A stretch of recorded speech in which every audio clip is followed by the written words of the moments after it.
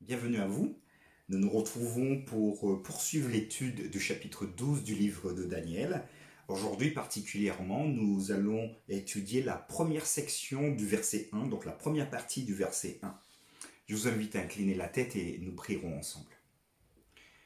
Notre Dieu, notre Père, nous voulons simplement te demander ta présence parmi nous afin que cette étude que nous allons continuer du livre de Daniel au chapitre 12 puisse nous accorder un éclairage supplémentaire sur ce que tu veux pour nous et sur ce que tu destines également à ce monde.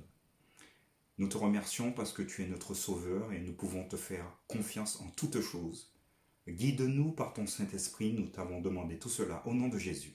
Amen. Voilà. Alors, le titre, donc pour cette semaine, le titre général, de la poussière aux étoiles. Donc 2 étapes, on passe de la poussière pour aller aux étoiles. Nous verrons ça pendant toute la semaine. Le verset central, il s'agit donc du verset 3 du chapitre 12, ceux qui auront eu du discernement. Et hier, nous disions que le discernement, il s'agit ici de l'intelligence, de la sagesse également. Donc on peut traduire ce mot par intelligence et sagesse. Et ce qui est intéressant, c'est qu'on peut rajouter aujourd'hui que le texte biblique nous propose plusieurs éléments pour comprendre l'intelligence, la sagesse. Qu'est-ce que c'est? Par exemple, pour Proverbe 1, verset 7, la crainte de l'Éternel est le commencement de la science. Les insensés méprisent la sagesse et l'instruction. Proverbe 2, verset 6 va nous dire « Car l'Éternel donne la sagesse ». Proverbe 13, verset 1 va nous dire « Le fils sage écoute l'instruction de son père ». Psaume 111, verset 10. Alors c'est un très beau texte celui-là. Psaume 111, verset 10. « La crainte de l'Éternel est le commencement de la sagesse. Tous ceux qui l'observent ont une raison saine. » Donc une raison qui est saine. J'aimerais vous proposer dans la même dynamique 3 textes différents pour bien comprendre cette notion développée dans Daniel au chapitre 3, s'agissant de discernement, d'intelligence, de sagesse. Il s'agit de Matthieu 7, verset 24.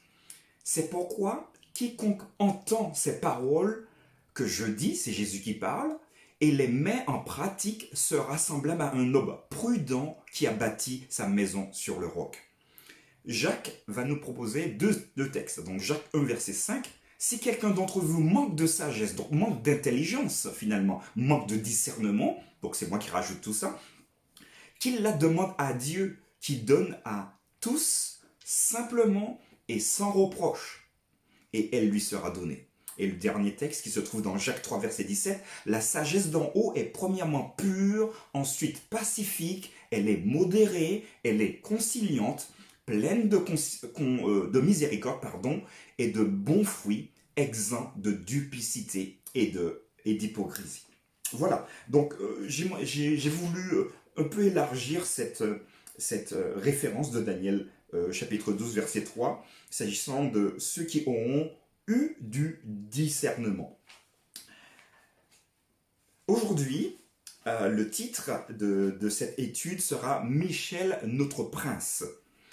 Alors moi je dirais plutôt en place de Michel, qu'on peut concevoir en fonction des traductions, je préfère Michael. Michael, pourquoi? Parce que cette translittération de l'hébreu au français est plus juste, Michael, que Michel. Néanmoins, si on utilise l'un ou l'autre, c'est pas grave, on parle exactement de la même personne.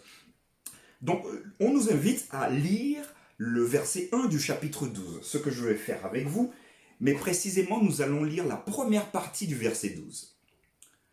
En ce temps-là, se lèvera Michael, le grand chef, le défenseur des enfants de ton peuple, et ce sera une époque de détresse telle qu'il n'y en a point eu de semblable depuis que les nations existent jusqu'à cette époque.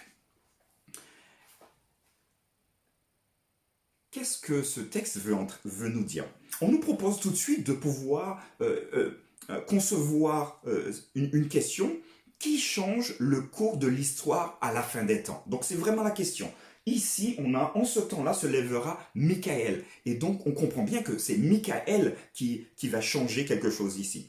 Et le premier bloc de réflexion dans ce questionnaire, jusqu'ici, chaque chapitre de Daniel a commencé par la mention du chef d'une nation païenne. Et effectivement, quand nous regardons l'ensemble du texte de Daniel, donc chaque chapitre aura un, un roi particulier, un chef païen. Par exemple, au chapitre 1, on a Joachim qui intervient. Chapitre 2, chapitre 3, chapitre 4, on a Nebuchadnezzar qui est présent. Dans le chapitre 5, Belshazzar apparaît. Chapitre 6, Darius. Chapitre 7 et 8, Belshazzar. Donc à chaque fois c'est tout en haut, hein. Vraiment le premier, voire le deuxième verset maximum. Chapitre 9, Darius apparaît. Chapitre 10, c'est Cyrus. Chapitre 11, on a Darius. Et enfin, le chapitre 12, c'est Michaël. Il me semble ici qu'à chaque fois, on a un chef. Et le chef du chapitre 12, j'ai envie de dire celui qui va diriger, qui va maîtriser tout. Ici, c'est vraiment Michaël. Alors, qui change le cours de l'histoire à la fin des temps? Bien évidemment, on l'a compris ici, il s'agit donc de Michaël qu'on va identifier un peu plus bas comme étant Jésus lui-même.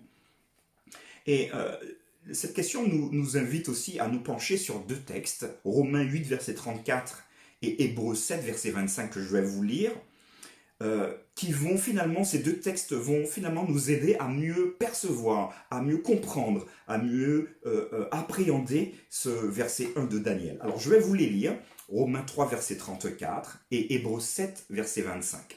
Alors Romains 8, verset 34 va dire ceci. Qui les condamnera? Christ est mort. Bien plus, il est ressuscité, il est à la droite de Dieu et il intercède pour nous.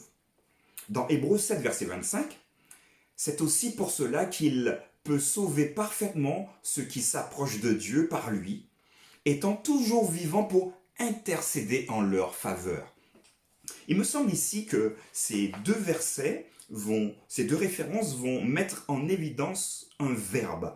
Et ce verbe, c'est intercéder. Donc dans Romains, on a « et il intercède pour nous ». Et dans Hébreux, nous avons « pour intercéder en leur faveur ». Le même verbe dans les deux références. Intercéder vient du latin intercessio finalement qui signifie médiation. Donc quelque chose qu'on met entre deux parties, si vous voulez. Et inter, donc la particule inter, en latin, ça signifie intermédiaire. Donc, ça veut dire entre. Et on le trouve également dans intermédiaire, que je viens de dire, intermédiaire. Donc, qui se met entre deux parties, entre deux personnes. On a aussi quasiment tous les mots avec cette particule inter. Donc, on peut avoir interdit aussi. Donc, un interdit, c'est quelque chose qui vient se mettre entre nous et une action qu'on voudrait faire. Donc, c'est un inter qui s'intercale, en fait, entre nous et une action. Donc, ça devient un interdit. Donc voilà, donc nous comprenons bien qu'ici, finalement, dans Daniel 12, verset 1, l'intermédiaire qui est là, c'est Michaël, et quand Michaël prend en main une situation, vu qu'il est génial, il ne se trompe jamais, il réussit tout ce qu'il fait, donc nous pouvons avoir en tout cas cette assurance que Michaël, qui est notre intermédiaire, aura la solution à tout. On continue. Daniel 12 commence également avec un chef, mais contrairement à tous les autres chapitres, ce chef-là est un prince divin qui se lève pour délivrer le peuple de Dieu des griffes de ses ennemis.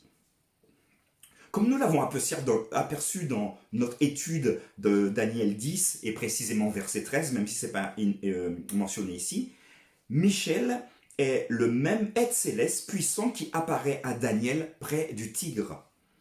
Là, il se pose comme le représentant céleste de Dieu, du peuple de Dieu. Il apparaît également ailleurs dans Daniel en tant que fils de l'homme. Il apparaît également comme prince de l'armée. Il apparaît également en Messie et en prince.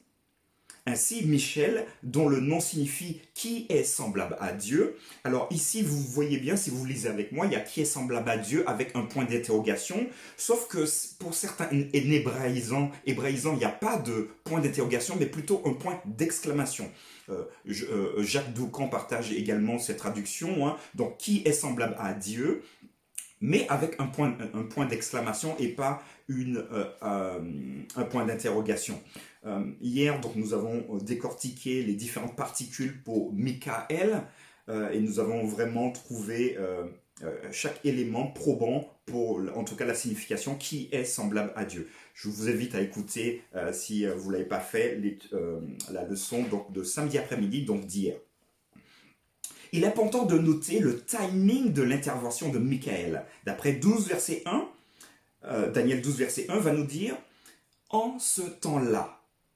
Il me semble que c'est un marqueur temporel, en ce temps-là. Mais on peut se poser la question, mais oui, mais c'est quel temps ça? De quoi tu nous parles, Daniel, quand tu nous dis au verset 1, en ce temps-là? Le marqueur temporel précédent se trouvera dans le chapitre 11 au verset 40. Donc Daniel 11, verset 40. Et Daniel 11, verset 40 va nous dire au temps de la fin. Et Daniel 1 va nous dire en ce temps-là. Donc finalement, Daniel est en train de parler en ce temps-là qui est finalement au temps de la fin. Et c'est au temps de la fin, on peut même enlever en ce temps-là et rajouter remplacer par au temps de la fin, se lèvera Michael, le grand chef, et on continue le texte. Mais ici, l'explication ira un tout petit peu plus loin. Cette expression, donc, en ce temps-là, renvoie à l'époque mentionnée dans Daniel, chapitre 11, versets 40 et 45. Nous venons de le voir. C'est la période qui s'étend depuis la chute de la papauté en 1798.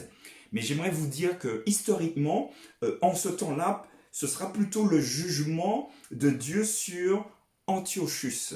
Alors, vous vous rappelez peut-être d'Antiochus quand vous avez étudié le chapitre 11 du livre de Daniel. Mais ce qui est intéressant, c'est que Antiochus, en fait, si vous voulez, c'est un condensé c'est le condensé du mal. Et d'ailleurs, la Bible va lui donner un nom. Allez, on va le voir dans Daniel chapitre 11, et nous allons prendre le verset 21. Daniel 11, verset 21, c'est ça. Un homme méprisé prendra sa place. Il s'agit de Antiochus ici. Alors, faites des petites recherches, regardez ce qu'il a fait pour être au niveau où il est. Il a fait vraiment des choses qui n'étaient pas belles, s'agissant d'Antiochus. Donc ici, donc, notre conception, notre compréhension aujourd'hui nous pousse à comprendre que cette expression en ce temps-là, donc les temps de la fin, commence à partir de 1798. Mais dans l'histoire biblique, si on veut se coller vraiment à l'histoire, ce sera donc le jugement de Dieu sur Antiochus, qui a fait des choses, tout le chapitre 11 nous le dit d'une manière très claire. On peut déduire deux aspects importants à l'œuvre de Michel d'après le verbe se dresse. Donc se dresser, le verbe se dresser en hébreu, c'est amad. Amad qui finalement va... le verbe va représenter un guerrier qui est tapis dans l'ombre et qui va intervenir en plein jour pour surprendre son adversaire et pour le terrasser. Donc vraiment, on a cette image-là dans ici se dresse, en tout cas dans le verbe amad. Et d'ailleurs, le verbe amad est repris dans l'Ancien Testament 6 fois dans l'Ancien Testament. Vous l'avez par exemple dans Ésaïe 33 verset 2, vous l'avez dans Jérémie, vous avez plusieurs fois dans Jérémie. Jérémie 14 verset 8, Jérémie 15 verset 11, Jérémie 30 verset 7, vous l'avez également dans Psaume 37 verset 39. Donc c'est intéressant de voir aussi cette approche avec ce verbe amad qui est bien présent, se dresser, se mettre debout. Alors, donc, je reprends ça. Donc, au travers du verbe amad utilisé dans Daniel 12, verset 1 pour décrire ce qu'il fait. D'abord, ce verbe évoque l'avènement de roi qui conquiert et qui règne. Donc, il conquiert et il règne après. Le verbe a également principalement une connotation militaire. On en a parlé un peu, mais on va un tout petit peu plus loin. Il montre que Michel agit en tant que chef militaire qui protège son peuple et le conduit de manière spéciale au cours des dernières étapes du grand conflit. Enfin, le dernier bloc que nous allons avoir. Deuxièmement, le verbe se dresser, donc se mettre debout en fonction des traductions. Le verbe amad, toujours en hébreu, renvoie également à un cadre de jugement. Michel se dresse pour agir comme avocat dans le tribunal céleste. En tant que fils de l'homme, il se présente devant l'ancien des jours, c'est devant Dieu, pour représenter le peuple de Dieu pendant le jugement investigatif qu'on a vu dans Daniel 7 au verset 9 jusqu'au verset 14. Ainsi, le fait que Michel se lève ou se dresse ou se met debout évoque les aspects militaires et judiciaires de son œuvre. En d'autres termes, il est investi du pouvoir de vaincre les ennemis de Dieu et de l'autorité nécessaire pour représenter le peuple de Dieu dans le tribunal céleste. Alors vous pouvez vraiment imaginer que quand Michael, ce chef qui est visiblement vu ici comme un chef militaire, mais aussi qui a une grande responsabilité judiciaire, défend son peuple, vous défend et me défend, je crois qu'on peut être tranquille. On peut être tranquille et posé. Et d'ailleurs, la question de réflexion à la fin, réfléchissez à ce que signifie le fait que Michel se tient debout en notre nom, en votre nom. Quel espoir cela devrait-il vous donner à vous, donc à nous, qui sommes des pécheurs? Je crois que personne n'est tout blanc sur la terre, mais nous avons la chance d'avoir quelqu'un qui milite pour nous, qui nous défend parce que nous sommes accrochés à lui et que nous lui faisons confiance. Alors je sais qu'aujourd'hui, bon nombre de personnes ne croient pas que Dieu nous aime. Bon nombre de personnes ne croient pas non plus que Jésus, il est là pour en fait donner euh, euh, donner la victoire, une victoire sur ce monde de pécheurs, de mal, de meurtre, de tout ce que vous voulez, à ceux qui sont accrochés à lui. Je sais qu'il y a beaucoup de personnes qui préfèrent mettre ça de côté pour se dire, eh ben, je vais me débrouiller tout seul. Imaginez-vous que vous soyez accusé de meurtre et que le parti adverse a bien manigancé tout ce qu'il fallait pour vous charger avec des preuves falsifiées et tout. Si vous vous défendez tout seul, vous risquez d'avoir de gros problèmes. Par contre, si vous vous défendez avec un avocat expert, et dans notre cas, l'avocat expert ici, c'est Jésus, nous sommes sûrs d'avoir la victoire. Voilà cette réflexion que je voulais avoir avec vous pour aujourd'hui, l'étude du livre de Daniel, verset 1, juste la première partie. Demain, nous verrons la deuxième partie de ce verset, verset 1. Le titre sera « Inscrit dans le livre ». De quel livre il s'agit? Je vous donne rendez-vous à demain. Portez-vous bien et à très vite.